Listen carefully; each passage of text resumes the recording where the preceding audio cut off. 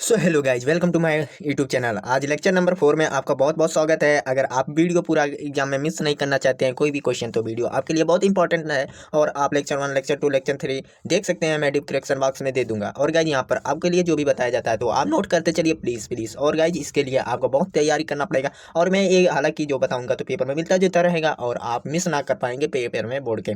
तो गाइज हाँ जी, यहाँ पर क्लास 10th का मैं बताने वाला हूँ। और गाइज फटाफट वीडियो पूरा देरी तक देखिएगा ताकि आपको पूरा फुल तक देखें, तभी आपको समझ आएगा, नहीं तो नहीं समझ आएगा। यहाँ पर एक वन शॉर्ट क्वेश्चन कराने के साथ साथ आपको पूरा डिटेल में भी बताया जाता है। तो यहाँ पर दिया है प्रकाश की चाल न्यूनतम होती है हीरा में, कोयला में, दर्पण में, इनमें से कोई नहीं। तो आपका आंसर कौन हो जाएगा करेक्ट? 20 बी वाला। कोयले में प्रकाश की चाल न्यूनतम होती है।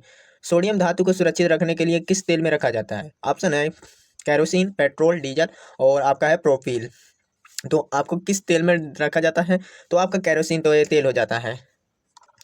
और गाइज अगला क्वेश्चन है, सबसे कठोर अधातु है। तो इसमें से अधातु या धातु वाला चैप्टर का है क्वेश्चन। तो यहाँ पर हीरा ऑप्शन है, ब्रोमीन, ग्रेफाइट, इनमें से कोई नहीं। तो आपका सबसे अधातु में कठोर होता है हीरा, जबकि यहाँ पर सभी अधातु है सिर्फ ब्रोमीन का अलावा। और गाइज यहाँ पर ग्रेफाइट भी कोयले से मतलब कार्बन से युक्त है, हीरा भी कार्बन। यहाँ पर सबसे कठोर अधातु है हीरा। सबसे हल्की धातु क्या है?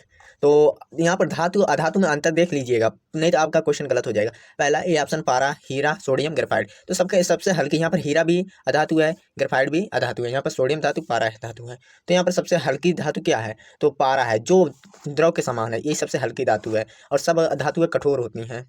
निम्नलिखित में से आघात वर्तनीयता का गुण है धातु में क्या? धातु में, मिश्र धातु में कोई नहीं। तो यहाँ पर आघात वर्धनता ना धातु में ना मिश्र धातु में। तो धातु में आपका आंसर करेक्ट हो जाएगा गाइज।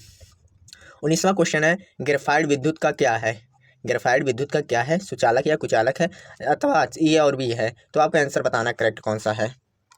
तो क्या आपका है, सुचालक या कुचालक है, या ए और बी है? तो आपको बता दें, जो पेंसिल होता है वो ग्रेफाइट का होता है, उसके अंदर करंट प्रवाहित होता है, ये आपका सुचालक है। ये अधातु है, लेकिन ग्रेफाइट अधातु है। अधातु सभी में करंट प्रवाहित नहीं होता है, विद्युत यानी। शीशा और पारा में धातु विद्युत का क्या अंतर है? तो आपको क्या है, शीशा और पारा धातु विद्युत का क्या है?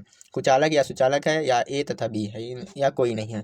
तो यहाँ पर शीशा और पारा पूछा है, जो कि कुचालक या सुचालक है। तो आपको इसमें आंसर बताना है। तो शीशा से जान जाते हैं, अगर आपके घर में दर्पण कोई भी लगा हो, वहाँ पर करंट अगर प्रवाहित करेंगे तो करंट नहीं पहुंचेगा। तो यहाँ पर कुचालक है, ठीक। कुचालक मतलब करंट प्रवाहित होता है, सुचालक मतलब नहीं, कुचालक मतलब करंट उसमें नहीं प्रवाहित होता है, सुचालक मतलब इसमें प्रवाहित होता है। तो आपको कंसेप्ट क्लियर हो गया होगा। और आप नोट बनाते चलिए, लिखते चलिए, तभी आपको समझ आएगा गाइज।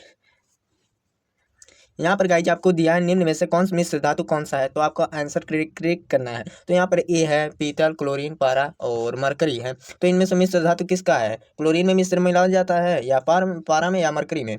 तो सबसे पीतल में मिश्रित धातु पाई जाती है, यानी कि मिश्रण करके कांसा शायद और कॉपर मिला के 30% और कांसा का 70% मिलेगा पीतल बनाया जाता है।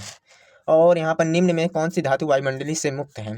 सोना, क्लोरीन, आयरन और फेरिक। आपको आंसर से ही पता चल जा रहा है क्या होता है। सोना जो है धातु मतलब कि वायुमंडली से मुक्त है, तो सोना है। इसमें ना जंग लग सकती है, ना कुछ हो सकता है जल्दी। अधातु में किस प्रकार का आवेश पाया जाता है? तो धनायन, ऋणायन, उदासीन, या कोई नहीं? तो आपको कौन सा आंसर करेक्ट करना है? यहाँ पर धनायन या ऋणायन। ऋणायन अधातु में पाया जाता है, धातु में जबकि धनायन।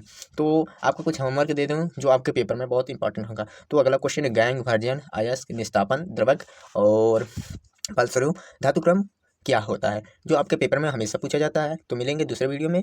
जय हिंद, जय भारत। ये आपका होमवर्क है और आप तैयार कर लीजिए पेपर के लिए, जो आपके लिए मोस्ट इंपॉर्टेंट क्वेश्चन बनेगा। तो अगले वीडियो में मिलेंगे। तो लाइक और सब्सक्राइब चैनल कर दीजिए, दोस्तों को शेयर कीजिए।